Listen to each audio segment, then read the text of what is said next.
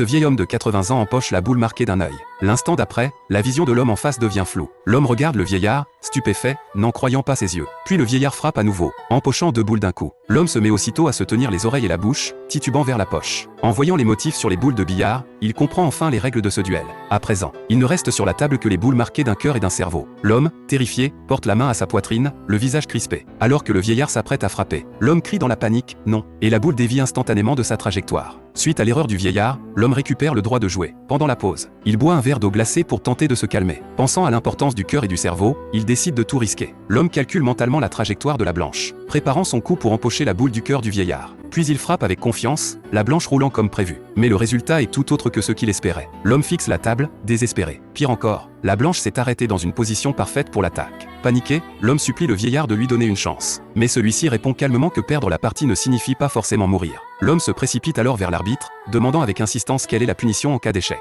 Mais l'arbitre lui dit seulement de se concentrer sur la partie, sans rien révéler d'autre. L'homme craque complètement, pleurant qu'il n'est pas de taille face au vieillard. L'arbitre se contente de répondre froidement que la survie n'a jamais été équitable. À ce moment-là, le vieillard derrière lui a déjà frappé à nouveau. Dans la panique, l'homme attrape sa queue de billard et se rue sur le vieillard, frappant violemment mais ce dernier l'esquive facilement. Même si le vieillard a de l'expérience au combat, il ne peut rivaliser avec la différence d'âge. Rapidement à bout de force, il est assommé d'un coup de poing. Ensuite, l'homme empoche toutes les boules restantes. Après sa victoire, le vieillard reprend lentement conscience. Soudain, il se souvient qu'il est alité depuis 10 ans et que, logiquement, il devrait déjà être mort. Suite à cette remarque, l'homme se rappelle aussi qu'il a été poignardé par sa petite amie après une infidélité. L'homme soulève son vêtement pour vérifier sa blessure. C'est alors que l'arbitre s'avance et révèle la vérité aux 2 hommes. Cette partie n'avait qu'un seul but, déterminer lequel des 2 doit aller en enfer. L'homme veut connaître le verdict final, mais l'arbitre refuse de répondre. Furieux, l'homme se jette sur l'arbitre, mais se retrouve instantanément retenu par d'innombrables fils. L'homme accuse l'arbitre d'avoir déjà pris sa décision, ayant l'intention de l'envoyer en enfer depuis le début. Puis les fils traînent l'homme vers l'ascenseur du jugement. Le vieillard, voyant cela, s'approche de l'arbitre et lui murmure quelque chose à l'oreille,